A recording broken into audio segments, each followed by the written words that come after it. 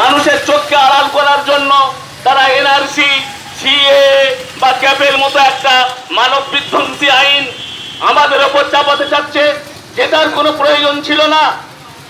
এটা শুধু আমি সমস্ত মানুষকে আবেদন করব যে এটা প্রত্যেকের জন্য ক্ষতিকর।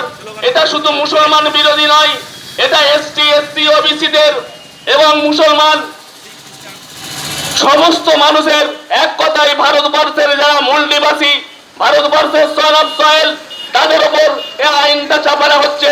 অতএব আমরা এই আইনের বিরোধিতা করি। আমরা এই আইনকে আমাদের উপর চাপাতে দেব না। ভারতবর্ষকে আমরা দ্বিখণ্ডিত হতে দেব না।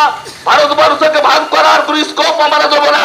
তাই সারা ভারতবর্ষে দলিত মুভমেন্ট, ওয়ামান মিশ্রামের নেতৃত্বে, ভারত মুক্তি মোর্চার নেতৃত্বে সারা ভারতবর্ষ ব্যাপী, বহুজন ক্রান্তি মোর্চার নেতৃত্বে সারা ভারতবর্ষ ব্যাপী যে আন্দোলন হচ্ছে সেটা আপনারা নিশ্চয়ই অবগত আছেন। আমরা চাচ্ছি যদি এনআরসি করতেই হয় তাহলে ডিএনএ এর উপর ভিত্তি করে এনআরসি হোক। কারণ কাগজে কলমে করে এনআরসি আমরা মানছি না। কারণ এই কাগজেতে পয়সা দিয়ে অনেক কিছু করে, পয়সার মারফতে যেখানে কাগজকে নকল করা যায়, যেটা নকল করা যায় না ডিএনএ তো প্রমাণ হয়ে যাবে ভারতবর্ষের মূল নিবাসী কারা এবং ভারতবর্ষে বিদেশি কারা, এটা খুব ভালোভাবে প্রমাণ হয়ে যাবে। ডিএনএ এর উপর ভিত্তি করে এনআরসির জন্য আমরা তৈরি আছি, ভারতবর্ষের মূল নিবাসী যারা। তাই আমি সমস্ত মানুষের কাছে আবেদন করব, এটা সকলের সমস্যা, এটা ভারতবর্ষের মূল নিবাসীদের সমস্যা। তাই আমাদের সমস্যার সমাধানের জন্য আমি আপনাদের কাছে রিকোয়েস্ট করব, প্রত্যেকের কাছে একদিনের জন্য 29 তারিখ বন্ধ থেকে আমরা ভারতবর্ষ থেকে এনআরসি অ্যাপ এবং সিএ একে বিদায় জানাতে চাই। যতক্ষণ না এনআরসি, সিএ অ্যাপ এই আইনগুলো বাতিল হচ্ছে ততক্ষণ আমাদের এই আন্দোলন মুভমেন্ট চলবে। এবং ইভিএম কে বাতিলের দাবিতে, কারণ আপনারা জানেন সুপ্রিম কোর্ট যেখানে বলেছে ইভিএম এর উপরে ঘোটালা হয়, ইভিএম এতে কারচুপি আছে, চুরি আছে, তাই ইভিএম কে আমরা সরাতে চাই।